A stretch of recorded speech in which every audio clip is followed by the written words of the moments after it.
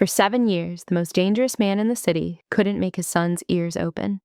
Albert Butler ruled an empire built on fear, but he was powerless against one thing: silence. He paid millions. Berlin, Singapore, London. Specialists who'd fixed presidents, cured diplomats.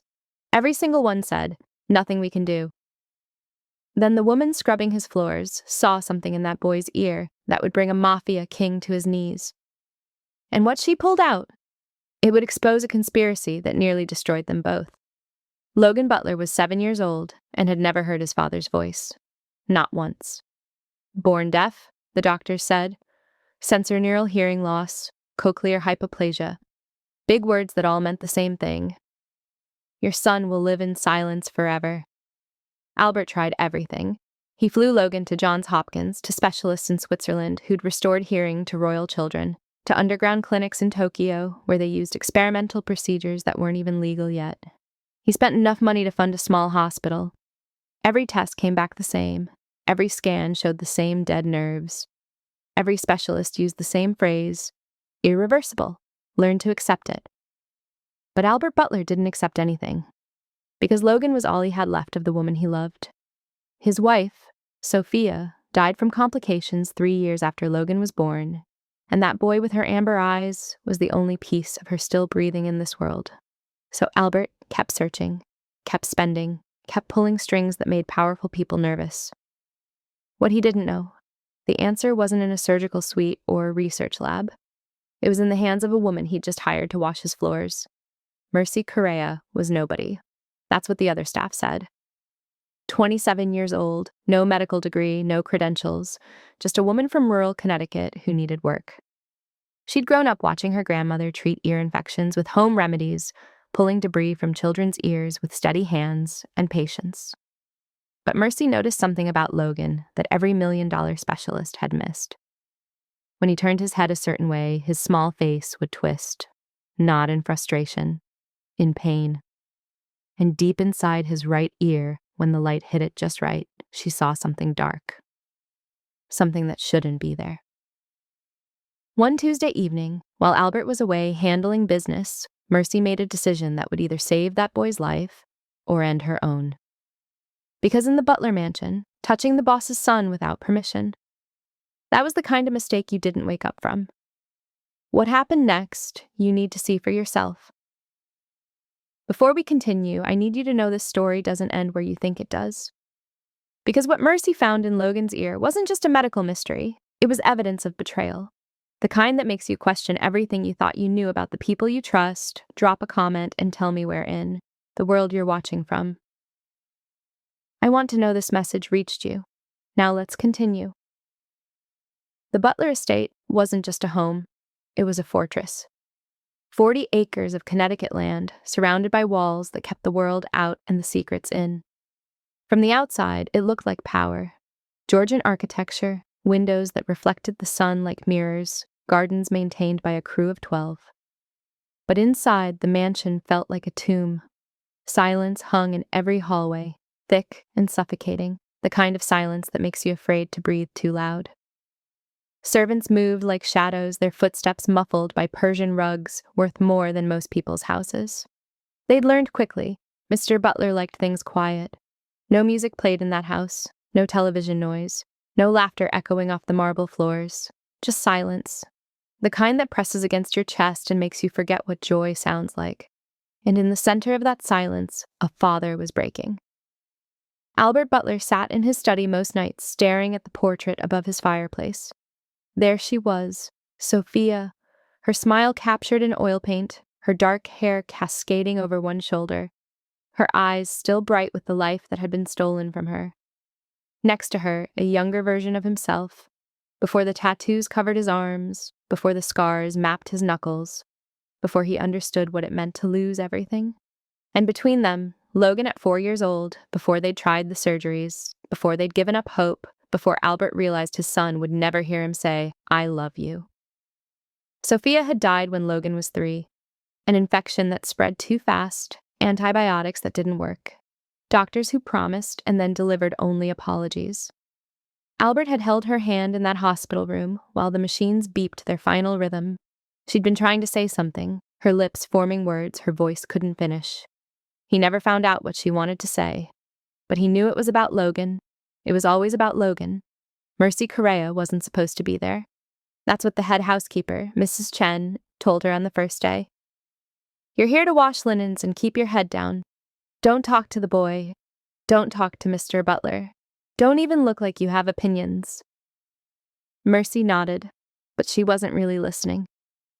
Because 3 weeks earlier, she'd been walking past the Butler estate on her way to the bus stop, and she'd seen something through one of the ground floor windows.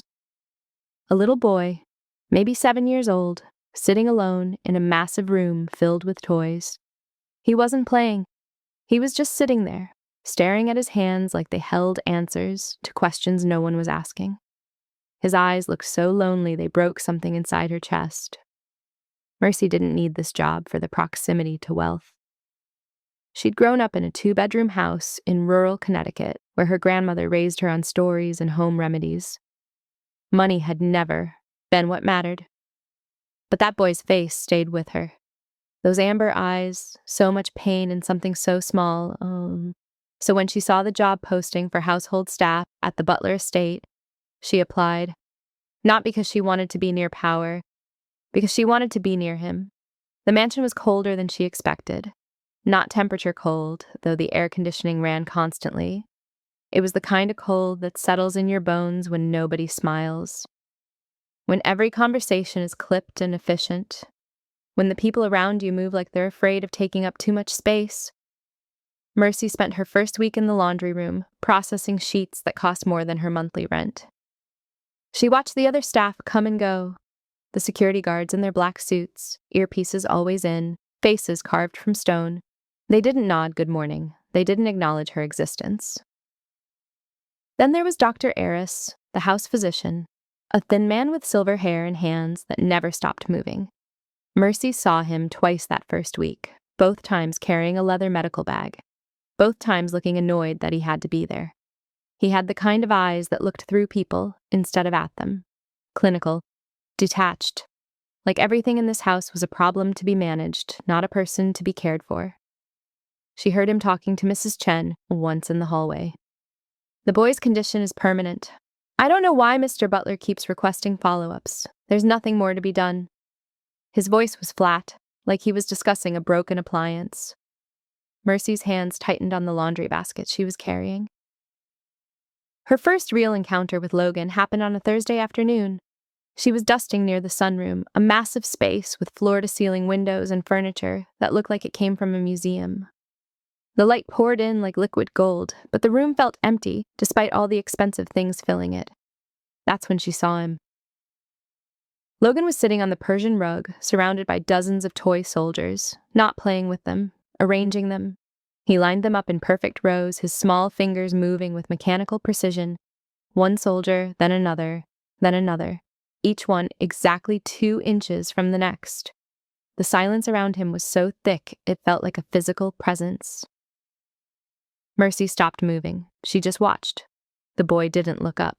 He didn't acknowledge her presence. He just kept lining up his soldiers, his face completely blank, like he'd learned to turn off whatever part of him felt things. But then, just for a second, he tilted his head to adjust one of the figures, and his face twisted, not in frustration, in pain, sharp and sudden, like something inside his head had stabbed him. His small hand flew to his right ear, pressed against it, and his mouth opened in a silent gasp that no one else was there to see, no one except Mercy. She set down her duster, her heart suddenly pounding. She'd seen that wince before, years ago, when her cousin Miguel had gotten an ear infection that went untreated for too long. That same sharp reaction, that same instinct to press against the pain. Logan's hand dropped, his face smoothed out, and he went back to lining up soldiers like nothing had happened. But Mercy knew what she'd seen, and in that moment, watching this lonely child arrange toys in perfect silence while pain flickered across his face, she made a choice. She was going to figure out what was wrong, even if it cost her everything. The next 3 days, Mercy watched Logan like he was a puzzle she couldn't stop trying to solve. She found excuses to clean near the sunroom, dusting the same bookshelf twice, polishing windows that were already spotless, Mrs. Chen gave her strange looks, but Mercy didn't care, because every time Logan was in that room, the same thing happened. He'd be sitting there, lining up his soldiers or stacking blocks in perfect geometric patterns. Then he'd lean his head a certain way, just a slight tilt to the right, and his whole body would tense. His small hand would shoot up to his jaw, fingers pressing hard against the bone just below his ear. His face would twist in that silent agony that made Mercy's chest ache. And then it would pass. He'd drop his hand, smooth out his expression, go back to whatever he was doing, like his body hadn't just screamed in pain, but Mercy saw it every single time. On the fourth day, while she was folding linens in the hallway outside the sunroom, she watched him through the doorway. Logan was building a tower of wooden blocks, each one placed with impossible precision. Then he reached for a block on his right side, turned his head to grab it, and there it was again. That wince, that sharp intake of breath, his hand flying to his ear. Something clicked in Mercy's mind, a memory from childhood, sitting on her grandmother's porch in the summer heat. She must have been 9 or 10 years old. Her grandmother, Abuela Rosa, had been treating a neighbor's daughter who kept crying about ear pain. Abuela Rosa had held the girl's head in her lap, tilted it toward the sunlight, and peered inside with a flashlight. "Earstones," she'd said in Spanish, her voice matter-of-fact. When infection gets trapped, it hardens, builds up like minerals in a cave. The doctors, they look for the complicated things. They miss what's simple. Mercy had watched her grandmother work that day, watched her use warm oil and patience and a pair of tweezers to extract something dark and hard from that girl's ear. The child had cried, but 30 minutes later, she was hearing sounds she hadn't heard in months. Sometimes, Abuela Rosa had told her, the answer isn't in the machines. It's in paying attention. Mercy stared at Logan now, her heart starting to race. What if the specialists were wrong? What if they were looking for dead nerves and missing something else entirely? What if Logan's hearing wasn't destroyed, just blocked? She had to tell someone. That afternoon, Mercy found Mrs. Chen in the kitchen, reviewing inventory lists. She approached carefully, her hands clasped in front of her. "Mrs. Chen, I need to tell you something about Logan." The head housekeeper didn't even look up from her clipboard. "You're here to do laundry, Mercy, not to have observations." "But I think he's in pain. I've seen him—" "Stop!" Mrs. Chen's head snapped up, her eyes hard. "Do you understand where you are? This is the Butler household. Mr. Butler has spent millions on the best doctors in the world, specialists who've trained for decades. And you think you've noticed something they missed? I just think—" "You don't think anything." Mrs. Chen's voice dropped to a whisper, but it cut like glass. "You do your job, you keep your head down, and you do not interfere with that child. Do you understand me?" Mercy's throat tightened. But what if? There is no what if. Mrs. Chen stepped closer, her face inches from Mercy's. "That boy is Mr. Butler's entire world. If you go near him, if you upset him, if you do anything that makes Mr. Butler think you're a threat to his son—" She let the silence hang there. "They'll find you in pieces." The words hit Mercy like a slap. She stumbled back, her heart hammering against her ribs. Mrs. Chen returned to her clipboard. "Now go finish the third-floor linens." Mercy walked away on shaking legs. But as she climbed the stairs, something hardened inside her chest. She'd seen what everyone else was missing. She'd seen that boy suffering while the people paid to help him looked the other way. And she realized something that made her hands go cold. In this house, perfection was demanded. The perfect staff, the perfect silence, the perfect acceptance of things that couldn't be changed. And interference was a death sentence. But as Mercy reached the third floor and looked back down toward the sunroom, she thought about Logan's amber eyes, about that silent pain no one else cared to see. And she knew she was going to interfere anyway. That same night, 40 miles away in a warehouse that smelled like oil and old blood, Albert Butler sat across from men who smiled with their mouths, but not their eyes. The meeting was supposed to be about territory, about distribution routes and percentages. Business as usual in a world where business was never usual. But Vincent Calabrese, head of the North Shore family, couldn't resist twisting the knife. "How's the boy, Albert?" Vincent leaned back in his chair, gold rings catching the overhead light. "Still can't hear you when you call his name?" The other men at the table shifted. Even in this world, there were lines you didn't cross. But Vincent had always enjoyed dancing on those lines. Albert's jaw tightened, his hand resting on the table curled into a fist. "My son is none of your concern." "Oh, but he is." Vincent's smile widened. "Because a man distracted by a sick kid, that's a man who's not paying attention to his empire. That's a man who's vulnerable." Someone laughed. Low and cruel. Albert stood up so fast his chair scraped across the concrete. The temperature in the room dropped 20 degrees. Every man there knew what Albert Butler was capable of when he was angry. They'd seen the bodies. "Say one more word about my son," Albert said, his voice quiet and deadly. "And they'll be finding pieces of you in 3 different states." Vincent raised his hands in mock surrender, but his eyes glittered with satisfaction. He'd gotten what he wanted. He'd proven his point. Albert Butler, the king of shadows, the man who'd built an empire on fear, could be rattled. All it took was mentioning his deaf son. Albert left the warehouse with violence singing in his veins, but underneath it was something worse. Shame. Because Vincent was right. For 7 years, Albert had been distracted, chasing specialists, spending millions, begging God for answers while his territory got chipped away by men like Vincent who saw weakness and circled like sharks. What Albert didn't know was that his weakness had been manufactured. 3 blocks from the warehouse, in a diner that served terrible coffee at 2 a.m, Dr. Aris sat in a corner booth across from Marcus Stone, Vincent Calabrese's right hand. Marcus slid an envelope across the table, thick, heavy, with cash. "Is it done?" Marcus asked. Dr. Aris didn't touch the envelope. He never did, not in public, but his eyes lingered on it. "The boy's condition remains unchanged. I've submitted my monthly report to Mr. Butler. Permanent hearing loss, no hope of recovery." "And the pain?" "Manageable. The infection is localized. As long as it's not extracted, it will continue to calcify. The boy will be in discomfort, but not enough to raise alarm." Marcus smiled. It was the kind of smile that belonged to men who hurt people for profit. "You've been very valuable, Doctor. The boss appreciates your continued cooperation."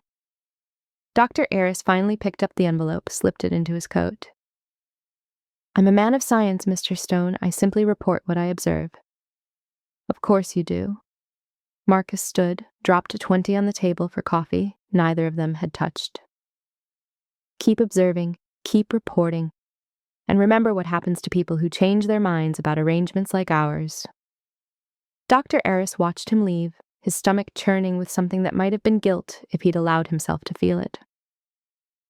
But guilt didn't pay for the beach house in the Bahamas. Guilt didn't cover the gambling debts that would have gotten him killed 3 years ago. So he buried it the way he'd buried the truth about Logan Butler's ears. Back at the mansion, Mercy was finishing her rounds when she heard it. A sound so small she almost missed it.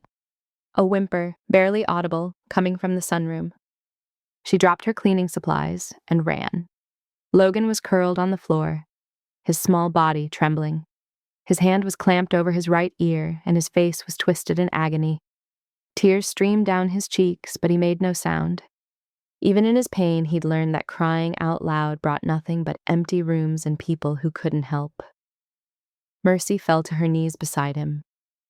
"Logan, baby, I'm here." He couldn't hear her, but he looked up. His amber eyes were drowning in tears, pleading with her in a language that didn't need words.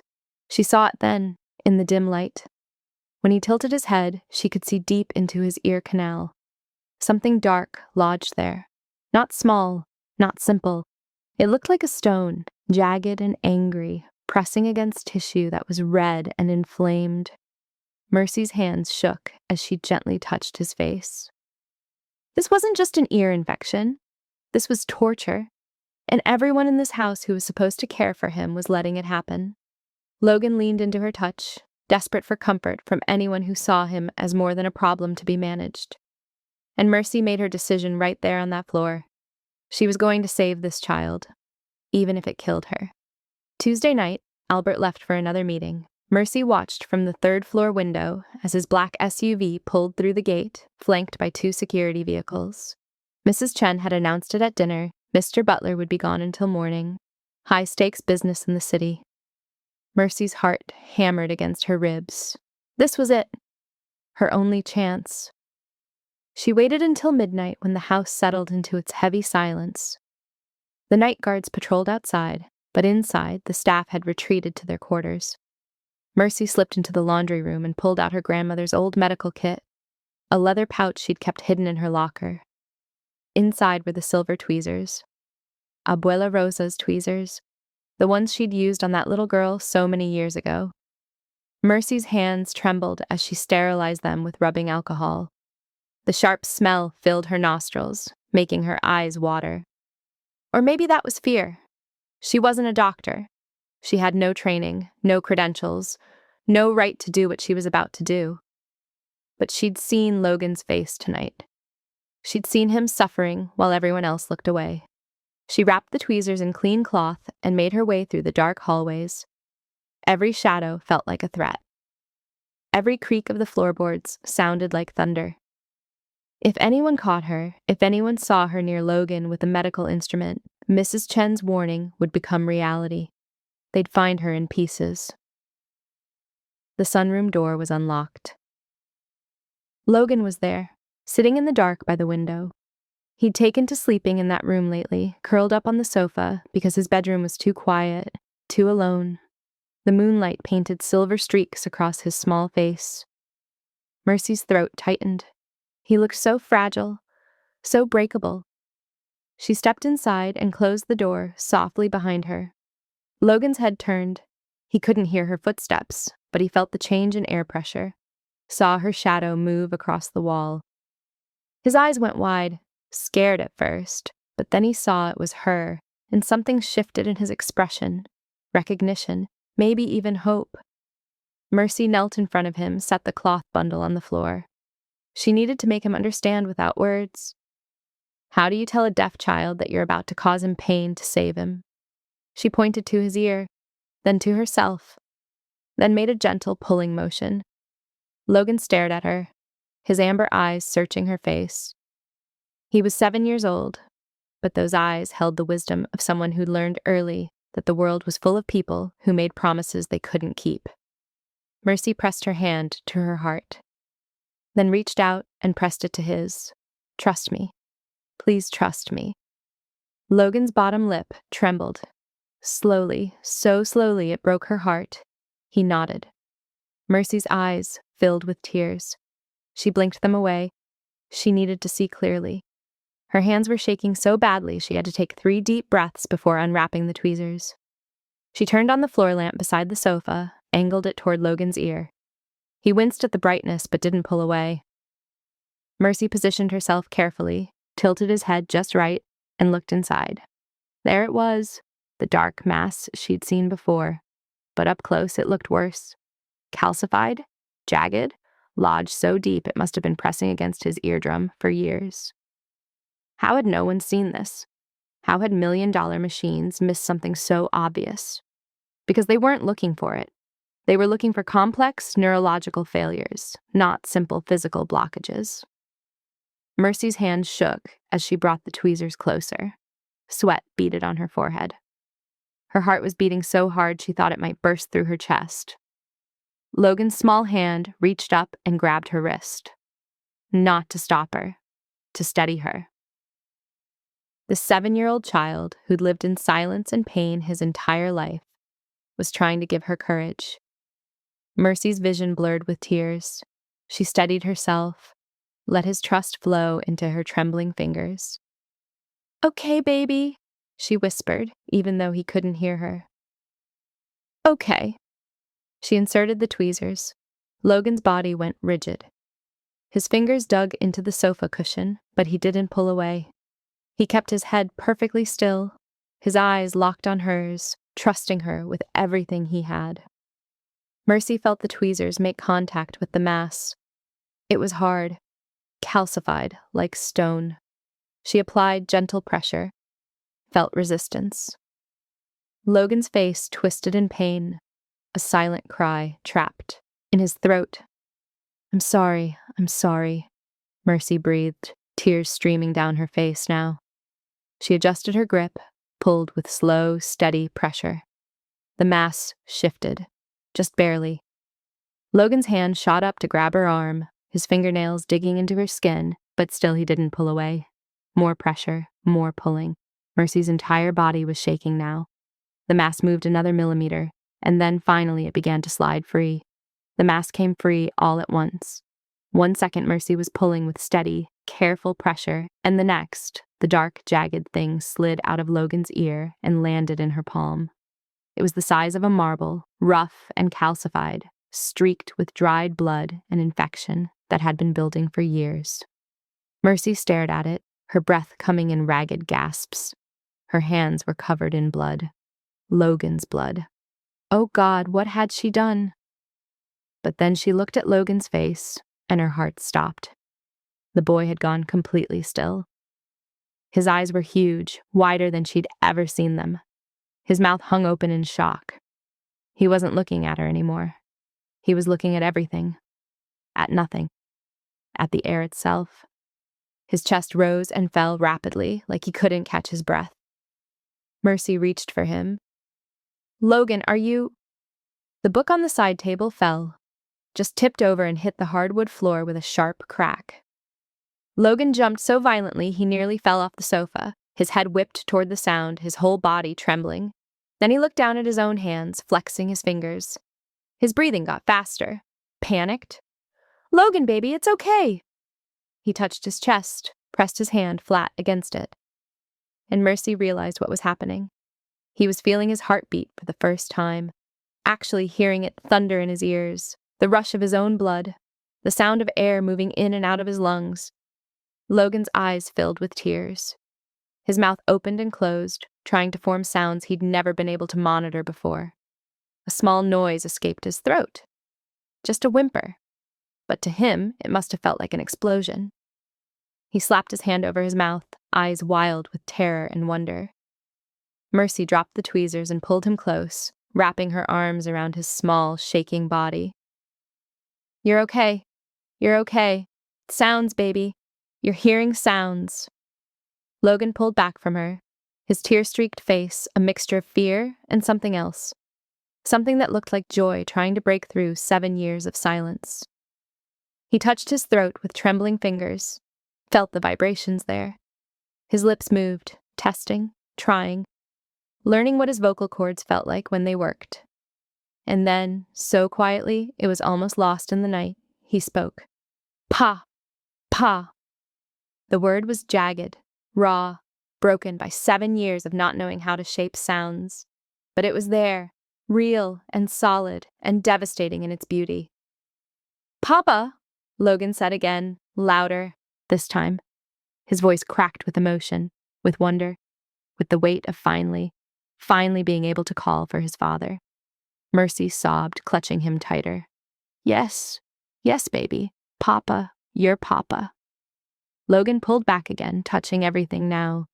The sofa cushions, his own clothes, making small sounds and reacting to each one like it was a miracle, because to him, it was. He clapped his hands together, jumped at the sound, did it again, harder, and laughed. Actually laughed.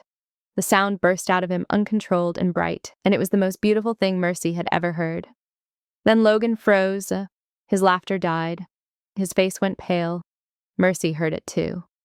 Footsteps, heavy, rapid, coming down the hallway. The sunroom door exploded open. Albert Butler stood in the doorway, his coat still on from the meeting, his face a mask of absolute horror. He'd come home early. He must have heard the noise, heard his son laughing in a house that had been silent for 7 years. His eyes locked onto the scene. Mercy, covered in blood. Logan, his ear bleeding. The silver tweezers on the floor catching the lamplight. Albert's hand moved to his jacket, to the gun Mercy knew he carried. Get away from my son, His voice was death itself. Cold, final. The voice of a man who'd killed before and wouldn't hesitate to do it again. Mercy raised her hands, blood still wet on her palms. "Mr. Butler, please, I can explain." "I said get away from him." Albert crossed the room in 3 strides, his hand now fully on his weapon. This was it. This was how Mercy Correa died. Trying to save a child in a house where kindness was mistaken for violence. But then Logan moved. The boy stepped between them, placing his small body directly in front of Mercy, his arms spread wide, protecting her. His face, still streaked with tears, was fierce with the determination that made him look years older. And then he spoke, his voice small but clear in the terrible silence. "Dad." Albert Butler froze. The word hit him like a bullet. His hand fell away from his gun. His knees buckled. "Dad," Logan said again, his voice stronger now. "I can hear you. Dad, I can hear." The most dangerous man in the city collapsed onto the floor and wept. If you're still watching, if this story has you holding your breath, tap that like button and subscribe. It helps more people find stories that matter. Now back to what happened next. Albert couldn't breathe, couldn't think. His entire world had just shattered and rebuilt itself in the span of 3 seconds. He'd walked into that sunroom ready to kill. He'd seen the blood on Mercy's hands, seen his son's ear bleeding, seen the silver instrument on the floor, and every instinct in his body had screamed assassination. A rival family had sent someone into his home disguised as help. They'd gotten to his son. His hand had moved to his gun on pure muscle memory. Years of survival, years of being the monster that kept other monsters at bay. But then Logan had spoken. Not signed, not gestured, spoken. "Dad." That single word in his son's voice, a voice Albert had never heard before, had dropped him to his knees like someone had cut the strings holding him upright. Now he was on the floor, his expensive suit crumpling, his carefully constructed armor cracking apart. He looked up at his son through eyes blurred with tears he hadn't shed in years, not since Sophia's funeral. "Logan," his voice broke on the name. You can really hear me?" Logan nodded, tears streaming down his own face. "I hear you, Dad. I hear everything." Albert crawled forward on his knees, not caring how he looked, not caring about dignity or power or the empire he'd built. None of it mattered. Nothing mattered except the miracle standing in front of him. He reached out with shaking hands and cupped Logan's face. "Say something else. Please, son, say anything." Logan's bottom lip trembled. His voice was rough, unpracticed, beautiful. "I love you." Albert Butler, the man who'd broken bones and ended lives without flinching, completely shattered. He pulled Logan against his chest and sobbed into his son's hair. 7 years. 7 years of silence. 7 years of believing he'd failed the one person who mattered most. "I love you too," Albert choked out. "God, Logan, I love you so much." They stayed like that for what felt like hours, but was probably only minutes. A father and son finally able to speak the words they'd only shown through actions and desperate touches. Finally, Albert pulled back. His eyes were red, his face wet, but his mind was starting to work again. He looked at Mercy, who stood frozen by the sofa, her blood-covered hands still raised, waiting for the violence she thought was coming. Albert's gaze moved to the tweezers on the floor, to the small, dark mass sitting on the cloth beside them, to his son's ear, still bleeding slightly but not dangerously. "What did you do?" His voice was quiet now, not threatening, confused, awed. Mercy's voice shook when she answered. "I removed a blockage, an infection that had calcified. It was pressing against his eardrum, blocking all sound. The specialists, they were looking for nerve damage. They missed what was actually there." Albert stared at her. This small woman in a maid's uniform who'd accomplished what millions of dollars and the best medical minds in the world couldn't. "Why?" he asked. "Why would you risk your life? You knew what I'd do if I caught you touching him. Mercy's chin lifted slightly. Because he was in pain. Because everyone else stopped looking. And because somebody had to care enough to try. Albert stood slowly, his legs still unsteady. He crossed to where the mass sat on the cloth and picked it up, turned it over in his fingers. This tiny thing had stolen 7 years from his son, this simple physical blockage that every specialist had overlooked. Or had they? Something cold settled in Albert's gut. A suspicion. He looked at Logan, then at Mercy, then at the evidence in his hand. The specialists, he said slowly, his voice taking on the dangerous edge that made grown men nervous. Every single one of them looked in his ears. That's basic. That's the first thing they check. Mercy nodded, not understanding where he was going. Albert's jaw tightened. So how did they all miss something this obvious? The question hung in the air like poison, because there was only one answer that made sense. They didn't miss it. They ignored it. Albert's phone was in his hand before Mercy could blink. He barked orders into it, his voice cold and precise. Within minutes, footsteps thundered through the mansion. Security, his most trusted men. "Wake up Dr. Aris," Albert commanded. "Bring him to his office. I don't care if he's sleeping. Drag him if you have to." Logan pressed against Mercy's side, frightened by the sudden change in his father's demeanor. She wrapped her arm around him, feeling his small body tremble. Albert noticed. His face softened for just a moment as he looked at his son. "Logan, stay with Mercy. I need to take care of something." "What's happening?"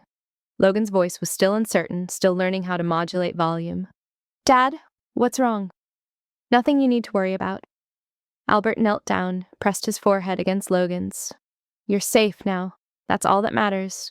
But Daddy needs to talk to the doctor." The way he said, "doctor," made Mercy's blood run cold. 20 minutes later, Albert stood in Dr. Aris's office on the 2nd floor. The physician had been dragged from his quarters, still in his pajamas, his silver hair disheveled. 2 of Albert's men held him by the arms. "Mr. Butler, what's the meaning of this? It's 3 a.m. "My son can hear." Albert's voice was flat, emotionless, the voice he used right before someone died. Dr. Aris went pale. "What?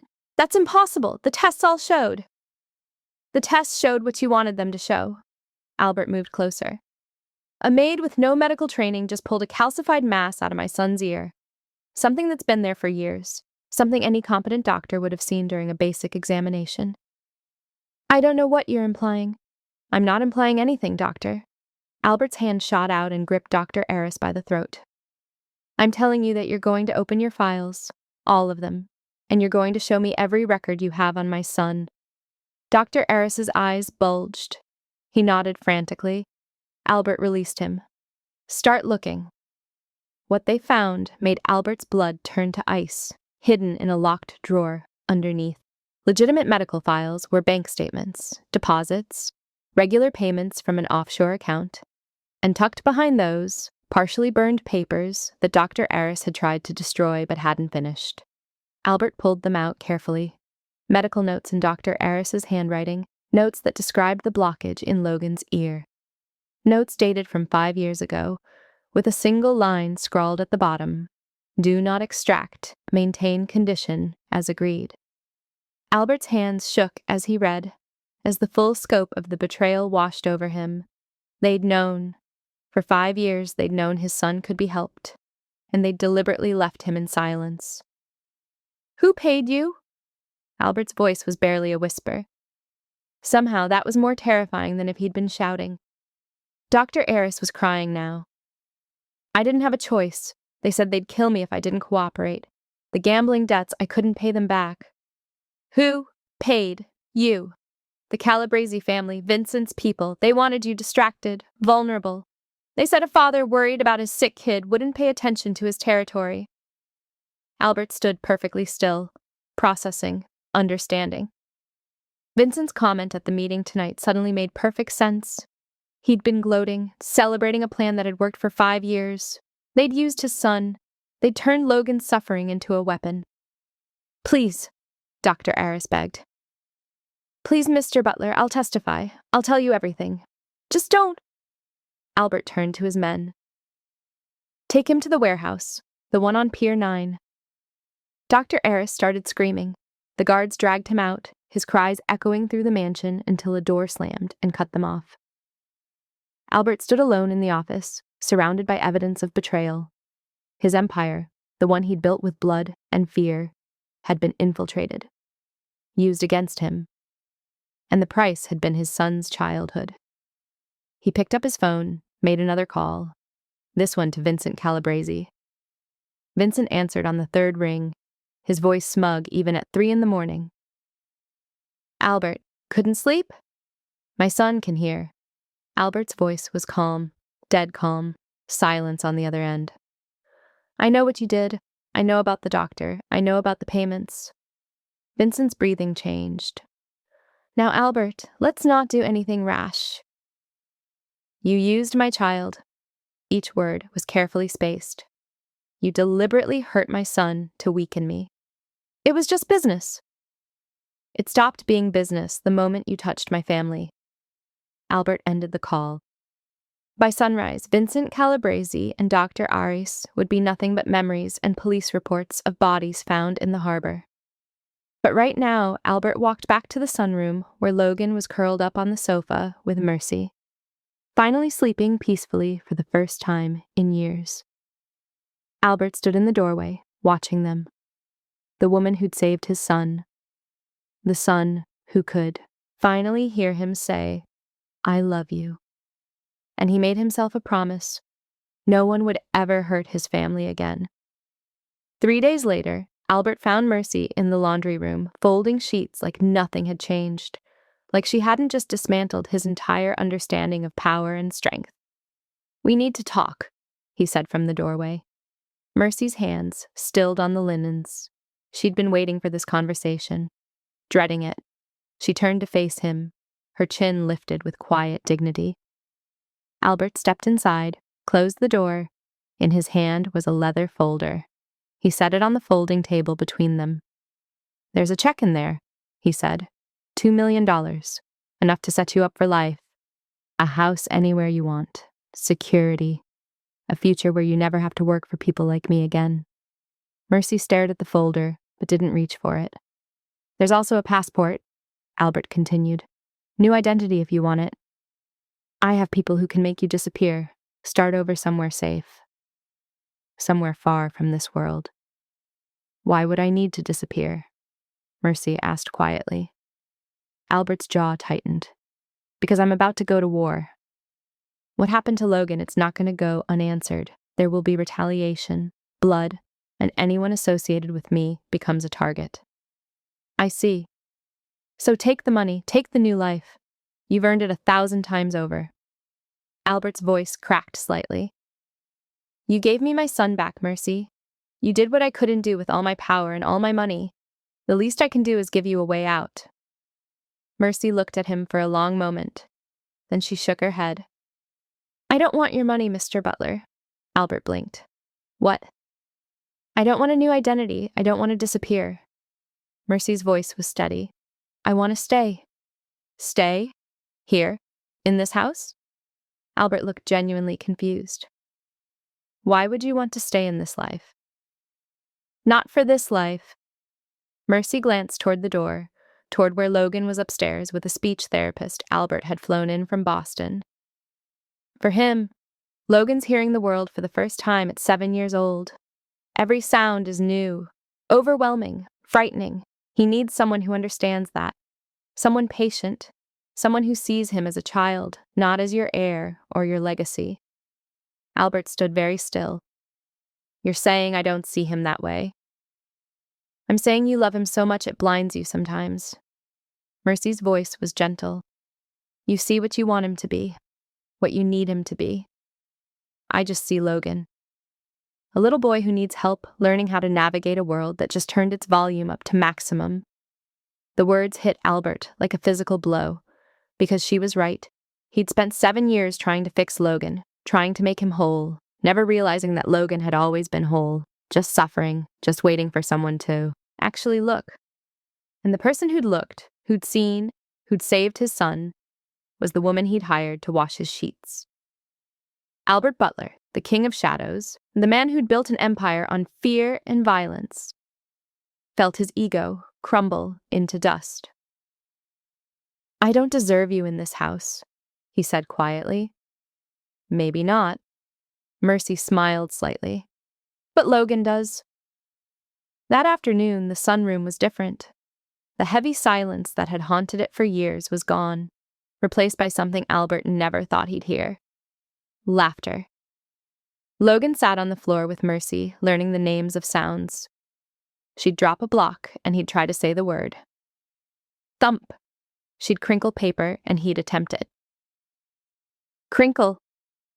Each new word was a struggle, his 7-year-old vocal cords trying to catch up to 7 years of silence.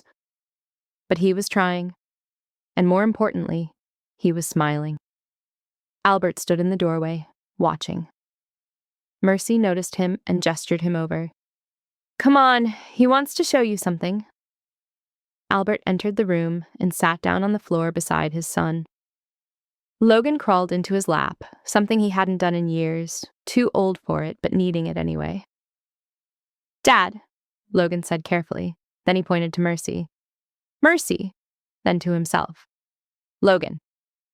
"That's right, buddy." Albert's voice was thick with emotion. Logan looked up at his father with those amber eyes, Sophia's eyes, and took a deep breath. Mercy had been working with him on this all morning.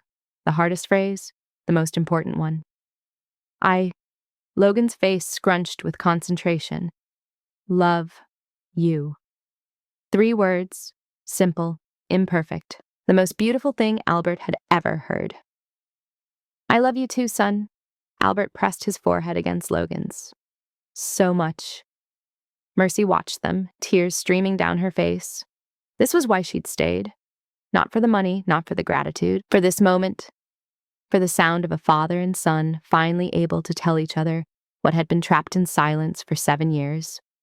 The sunroom, once a tomb of expensive toys and suffocating quiet, had become something else entirely. It had become the place where a family learned to speak again, where a Mafia king learned that real power wasn't in violence or fear, but in the courage of a woman who risked everything for a child who wasn't hers, and where a little boy named Logan learned that the world, for all its overwhelming noise and chaos, was full of sounds worth hearing, starting with 3 words he'd practice every day for the rest of his life. "I love you." Some stories remind us that courage doesn't always wear a cape. Sometimes it wears a maid's uniform and holds a pair of silver tweezers. If this story moved you, if it made you believe in the power of compassion, hit that like button, subscribe to this channel, and share this with someone who needs to hear it. Drop a comment telling me what moment hit you hardest. I read every single one. Thank you for being here. Thank you for listening. And remember, sometimes the smallest acts of bravery create the biggest miracles.